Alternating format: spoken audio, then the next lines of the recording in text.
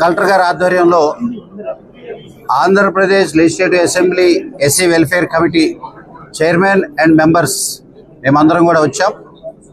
టోటల్గా డిస్ట్రిక్ట్లో జరుగుతున్న ఎస్సీ వెల్ఫేర్, అదేవిధంగా ఇంప్లిమెంటేషన్ ఆఫ్ డిఫరెంట్ స్కీమ్స్, అదేవిధంగా ప్రివెన్షన్ ఆఫ్ అట్రాసిటీ కేసెస్, అదేవిధంగా ఇతర ఏదైతే monitoring committees, vigilant monitoring committees ఎలా నడుస్తున్నాయి, అదేవిధంగా లోకల్గా క్షేత్రస్థాయిలో government, central and state government పథకాలు ఏ రకంగా వెళ్తున్నాయి, అదేవిధంగా గ్రీవియన్స్ ఏ రకంగా ఉంది, ఎస్సీ హాస్టల్ సంబంధించి ఏ రకంగా ఉంది, ఇవన్నీ కూడా high power committee, high and కమిటీగా ఉన్న ఈ అసెంబ్లీ కమిటీ ఎస్సీ వెల్ఫేర్ సంబంధించి ముఖ్యమంత్రి చంద్రబాబు గారు చాలా ఆర్గనైజ్డ్గా, చాలా ప్లాన్డ్గా a reaffirmed commitment for the upliftment of downtrodden especially BC and ఎస్సీస్. దాంట్లో భాగంగా ఈరోజు ఈ కమిటీని ఏర్పాటు చేసి ఈ కమిటీ అన్ని జిల్లాల్లో ఈ రకంగా పర్యటిస్తుంది.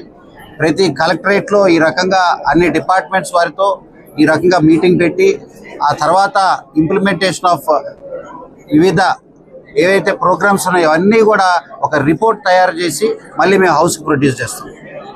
సో ఈరోజు జరిగిన మీటింగ్ బాగా ఎంకరేజింగ్గా జరిగింది.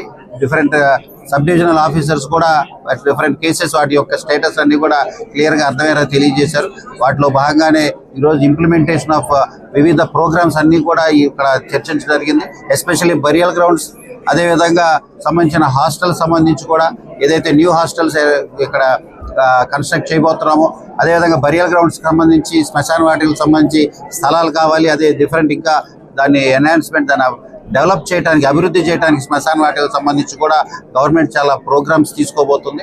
వీటన్నిటిలో ఈ కార్యక్రమానికి మెంబర్స్గా ఇచ్చేసిన ఎంఎస్ రాజు గారు, ఇతర మెంబర్స్ చింతలపూడి కాన్స్టిట్యున్సీ నుంచి రోషన్ గారు, పార్వతీపురం నుంచి, ఉత్తరాంధ్ర పార్వతీపురం నుంచి విజయ్ గారు, అదేవిధంగా ఎమ్మెల్సీ గ్రీష్మ గారు, అదేవిధంగా కార్యక్రమానికి ఇచ్చేసిన అందరికీ కూడా ధన్యవాదాలు తెలియజేస్తూ మెయిన్లీ ఎస్పీ గారికి, ఏఎస్పీ గారికి, కలెక్టర్ గారికి, ఇతర డివిజన్ అధికారులందరికీ కూడా ప్రత్యేకంగా ధన్యవాదాలు తెలియజేస్తూ ఇదే ప్రోగ్రాం ఇప్పుడు సత్యసాయి జిల్లాకు కూడా అక్కడ కూడా వెళ్తున్నాం. ఆ తర్వాత కూడా విత్ ఇన్ ఎవ్రీ మంత్ అన్ని డిస్ట్రిక్ట్స్ కూడా ఈ రకంగా ఈ కమిటీ పర్యటిస్తుంది, హౌస్కి రిపోర్ట్ చేస్తాం.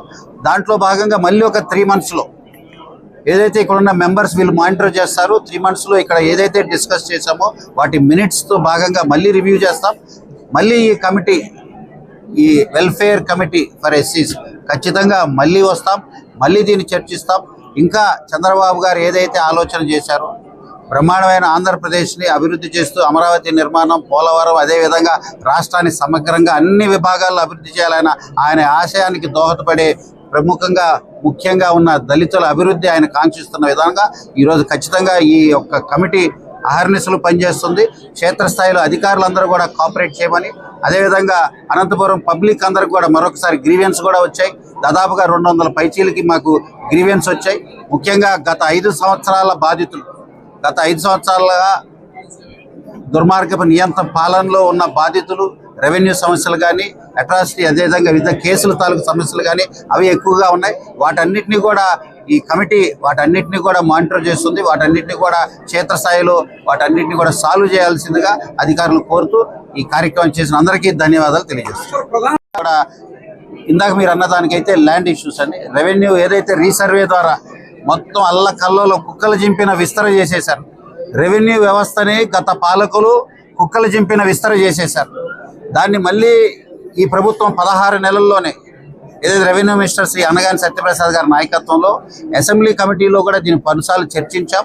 With in a month or 2 ఏవైతే ఇష్యూస్ ఉన్నాయో వాటన్నిటినీ కూడా ఫైనల్గా సెటిల్ చేయడానికి ఈ ప్రభుత్వం దృఢ నిశ్చయంతో ఉంది. ప్రధానంగా రెవెన్యూ ఇష్యూస్, ఆ తర్వాత గ్రీవియన్స్, లోకల్ గ్రీవియన్స్, గత 5 సంవత్సరాల బాధితులు ఎక్కువగా ఉన్నారు. ఇవన్నీ కాకుండా మేము మిగిలిన ఇవన్నీ కూడా కమిటీ ద్వారా డిస్కస్ చేస్తాం. విషయం వెలుగులోకి వచ్చిన తర్వాత గౌరవ ముఖ్యమంత్రి గారు ప్రత్యక్షంగా పరిశీలి చేసి హోంమంత్రి గారు, జిల్లా ఎస్పీ గారు బాధితుల్ని ఇమీడియట్లీ అరెస్ట్ చేయడం జరిగింది. అమ్మాయి మైనర్ అమ్మాయి కాబట్టి వివరాలు, చేసినటువంటి అంశాలు బయటికి రాకుండా ఆ కుటుంబం గోప్యత కోసం ఉండడం జరిగింది. ఇమ్మీడియట్లీ యాక్షన్ తీసుకోవడం జరిగింది. ఇన్ని వాళ్ళు జైలుకి పోయి 2 months అవుతా ఉంది. ఛార్జ్ షీట్ వేసిన తర్వాత అంశాల వారీగా అట్రాసిటీ కేసులో న్యాయం జరుగుతుంది.